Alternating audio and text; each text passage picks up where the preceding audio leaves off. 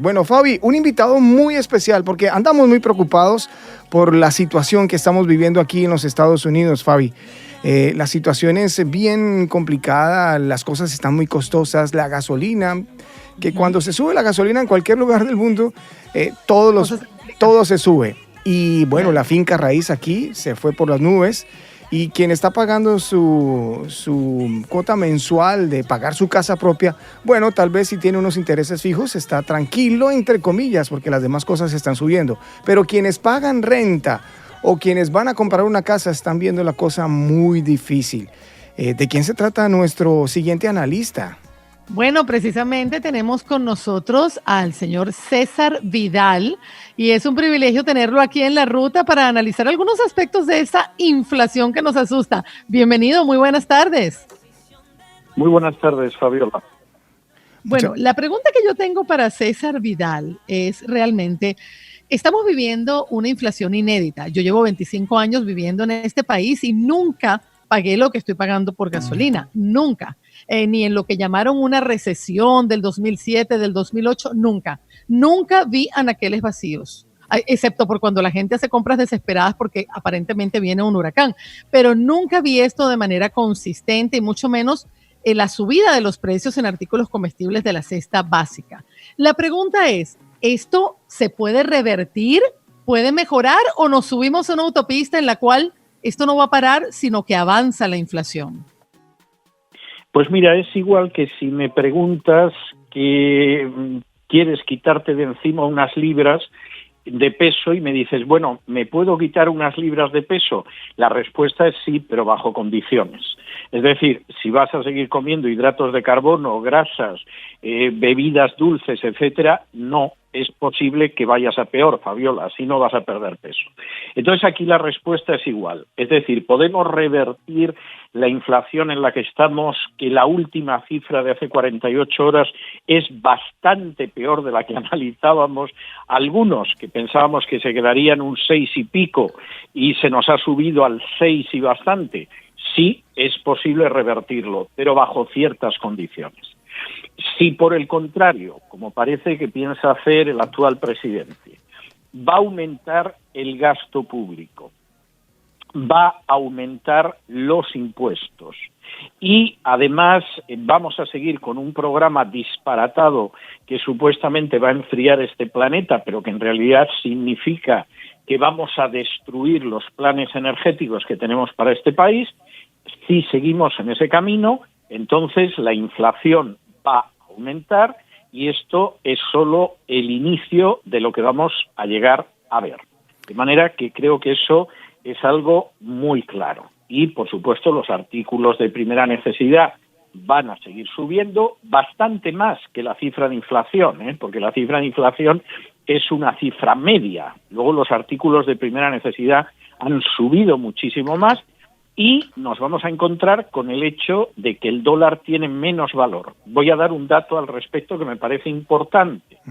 La mitad de los dólares que hay ahora mismo en circulación los hemos creado en los últimos meses.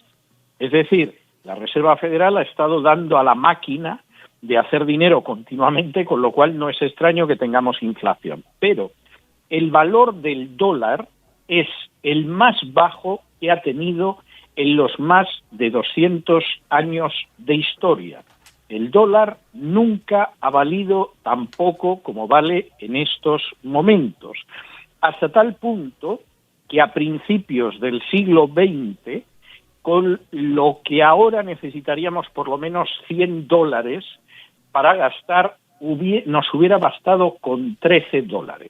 Es toda una idea de cómo el valor del dólar se está desplomando, pero a pasos agigantados. Insisto, si tenemos subidas de impuestos, si tenemos subida de gasto público y, sobre todo, si seguimos torpedeando nuestras fuentes de energía ahora que Estados Unidos es autosuficiente con la gasolina, pues evidentemente estamos solo en el principio de un proceso inflacionista que va a ser mucho peor. Estamos hablando con César Vidal. Estamos muy preocupados por la situación económica de los Estados Unidos, la inflación y también el número de personas que han renunciado a sus trabajos. Según hoy, el Departamento de Trabajo ha anunciado hoy que 4.4 millones de personas renunciaron a sus trabajos en septiembre frente a los 4.3 millones de agosto y los 3.6 millones antes de la pandemia. Estamos preocupados porque la gente renunciando a sus trabajos, no hay mucho dinero y el que hay se está gastando en unos costos muy altos de vivienda y lo básico está demasiado costoso. Pregunto, César Vidal, ¿es fácil revertirlo? Usted dice que es posible, pero ¿es posible bajo esta administración? ¿Les alcanzará el tiempo para revertir esto?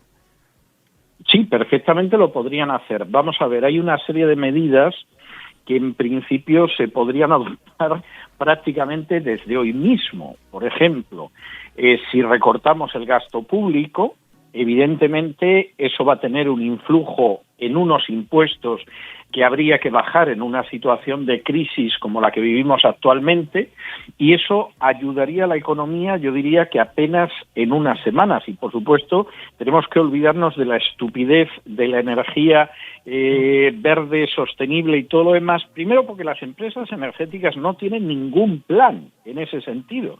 Las empresas energéticas simplemente están prácticamente salivando con los miles de millones de dólares de subvenciones que se van a quedar. Pero esos planes no existen, y como no existen y no podemos sustituir los combustibles fósiles, si nos dedicamos a torpedear la energía que tenemos, el precio de la gasolina va a aumentar. Y va a aumentar además cuando no puedes decir, bueno, pero no me importa, porque el automóvil que tengo ahora lo dejo que es de gasolina y me voy a comprar uno eléctrico. Eso es implanteable, eso es imposible ahora mismo. Y no es seguro que pueda ser posible dentro de unos años. Entonces, insisto, si el gasto público se recorta, si se bajan los impuestos, si efectivamente no bombardeamos la industria energética nacional, esto se puede frenar. Habría otra medida que no sería popular, que duraría un tiempo, pero que en un momento determinado revertiría, y es el hecho de que tendrían que subir los tipos de interés en los préstamos. Para aquella gente que tiene que pagar una hipoteca, un mortgage, o que tiene que devolver un préstamo y no ha pactado ese préstamo con el banco a una cantidad fija, sino una cantidad variable, eso significaría un golpe para su economía. Pero yo sinceramente no creo que la Reserva Federal pueda esperar mucho tiempo antes de subir los tipos de interés de la banca. Y lo podemos hacer, y se puede hacer en un tiempo relativamente breve, y se podría arreglar en este mandato. El problema es que la política presidencial va exactamente en la dirección contraria, y lamento tener que citarme a mí mismo, pero en entrevistas bastante largas que yo hice a principio de año, anuncié lo que está sucediendo ahora, porque las medidas que anunciaba el presidente Biden solo podían dar este resultado. Y lamento muchísimo no haberme equivocado en el anuncio, sino haber acertado de lleno, pero es que es de sentido común. Claro, y el plan de infraestructura recientemente aprobado y aparentemente va a ser muy celebrado el día lunes en el Congreso, porque a pesar de la oposición dentro de su mismo partido, el presidente Biden logró aprobar ese plan que es billonario para modernizar la infraestructura. Yo, como siempre digo, cuando usted tiene las tarjetas de crédito hasta el tope, decide entonces remodelar su casa, que by the way no se está cayendo, sino que usted la quiere mejorar, y entonces ¿con qué dinero lo hace? Me parece que es una especie de analogía, pero ¿qué va a pasar entonces avanzando este plan de infraestructura que aparentemente también es un hecho? ¿Qué necesitamos? Este plan de infraestructuras es ridículo. Es decir, vamos a ver, cuando vas viendo partida por partida, al final no vas a cambiar las infraestructuras que en este país seguramente necesitarían modernizarse. Es decir, tú de pronto dices, bueno, vamos a ver, ¿qué vamos a hacer en el terreno de los ferrocarriles? Bueno, pues en el terreno de los ferrocarriles resulta que vamos a tener un ferrocarril Washington-Boston, etcétera. Bueno, y con eso piensa usted competir con la línea de alta velocidad que tienen los chinos. O sea, es ridículo el gasto.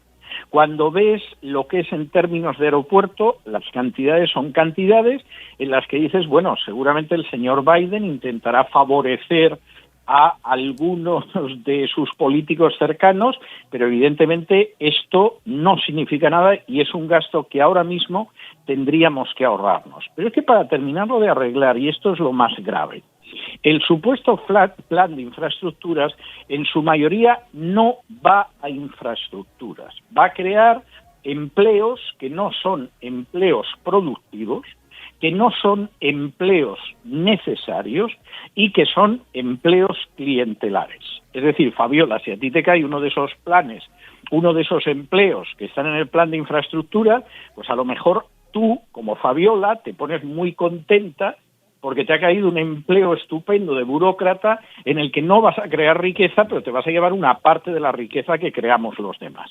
Pero en términos de lo que son los intereses nacionales, bueno, pues esos empleos son totalmente prescindibles, porque no crean riqueza y son empleos caros. Son empleos simplemente para tener una serie de votos que vas a mantener dentro de tus clientelas y que te van a venir muy bien en las elecciones, pero no para beneficio nacional. Entonces ese plan es disparatado. Y además, lo grave del asunto es que hay un sector del Partido Demócrata que considera que es poco. Y en cierta medida tiene razón. Es decir, si quieres modernizar desde el presupuesto federal una serie de cuestiones en este país, pues claro, sí, seguramente te tienes que gastar más. Pero es que, vamos a ver, si no puedes pagar la renta de tu casa, lo que no se te ocurre es renovar la pintura de todas las habitaciones. Es algo de sentido común que cualquier ama de casa entiende. Uh-huh. Bueno, estamos hablando con César Vidal por la situación económica que estamos viviendo, todo muy caro, el combustible, en fin, la mano de obra que no se está pagando bien, pero además la gente está renunciando a sus trabajos. Es una situación bien complicada que no se veía hace muchos años en los Estados Unidos. Y si eso estamos viviendo acá, pues los países que son aliados de Estados Unidos y que dependen también grandemente de la economía de Estados Unidos, pues me imagino que se debe estar pasando bien difícil. César, otra pregunta, y es que las ayudas económicas que recibimos, para algunos muy amplias y para otros innecesarias, ¿será que nos está cobrando la factura en este momento? ¿Se desbordó la administración? Sin ningún género de dudas. Vamos a ver, lo que voy a decir seguramente no va a aumentar mi popularidad, pero es que esas ayudas tendrían que haberse acabado hace meses. Es que ese es otro de los problemas de la inflación y es otro de los problemas de que determinados puestos de trabajo no se quieran cubrir. Pero claro, cuando tú ves la ayuda que reciben en estos momentos muchísimas personas en este país por no hacer nada, y cómo pueden complementar esa ayuda por no hacer nada con algún trabajo por la izquierda, bueno, pues evidentemente, ¿por qué va a querer esa gente trabajar con un horario, con un salario que a lo mejor es inferior, etcétera? En absoluto. O sea, vamos a ver, esas ayudas han podido tener sentido en un momento determinado hace más de un año y en casos muy concretos. Pero era año electoral y, por supuesto, todo el mundo estaba encantado de gastarse ese dinero. Bueno, pues todo el dinero que se gasta el Estado lo pagan los ciudadanos, porque el Estado no recoge el dinero de los árboles. Y ese tipo de ayudas hay que acabar con ellas ya. Es más, para ser sinceros, habría que haber acabado con ellas hace mucho tiempo, porque son una de las razones por las que la Reserva Federal ha seguido dándole a la máquina de hacer billetes y es una de las razones por las que estamos en un proceso inflacionario. Y esto es algo que la gente tiene que entender. Uh-huh. ¿Y de dónde piensa el presidente Biden sacar los $450,000 que está pensando darle a aquellos indocumentados que se entraron por la frontera ilegalmente y que sufrieron pues todas las malas decisiones que se tomaron en la frontera y que está prometiendo darles a ellos? ¿De dónde va a salir eso? Pues yo creo que está clarísimo, de las clases medias. ¿O es que alguien piensa de verdad que cuando algunos políticos del Partido Demócrata dicen tax the rich, efectivamente the rich son los que van a pagar?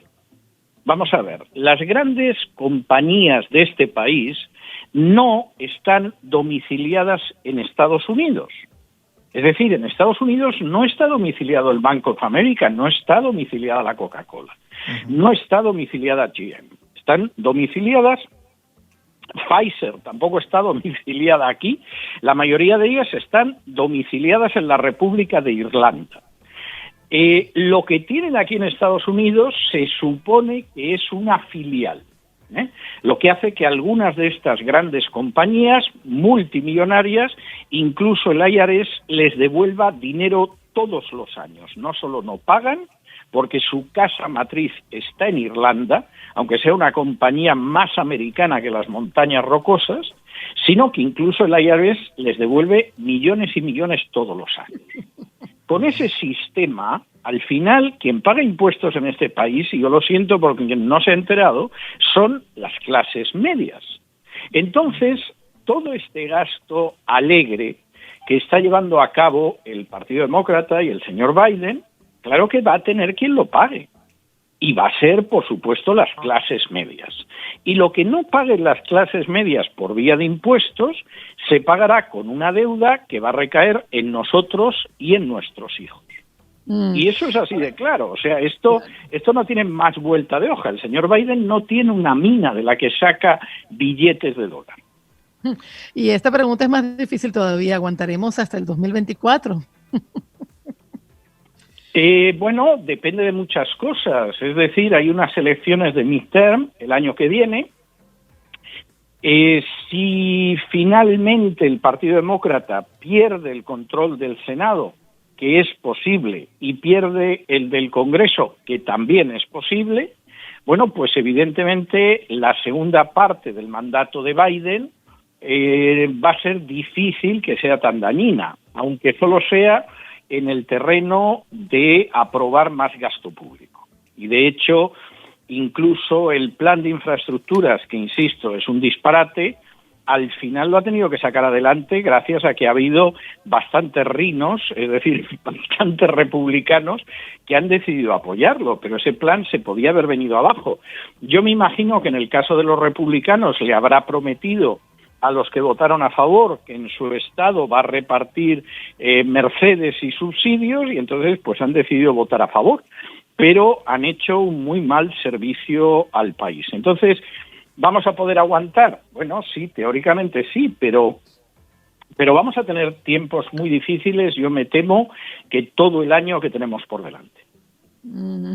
Bueno, esta es la aproximación en el análisis exhaustivo de César Vidal, y usted puede escuchar más de estos análisis en la plataforma La Voz, en su podcast. ¿Cómo pueden encontrarlo?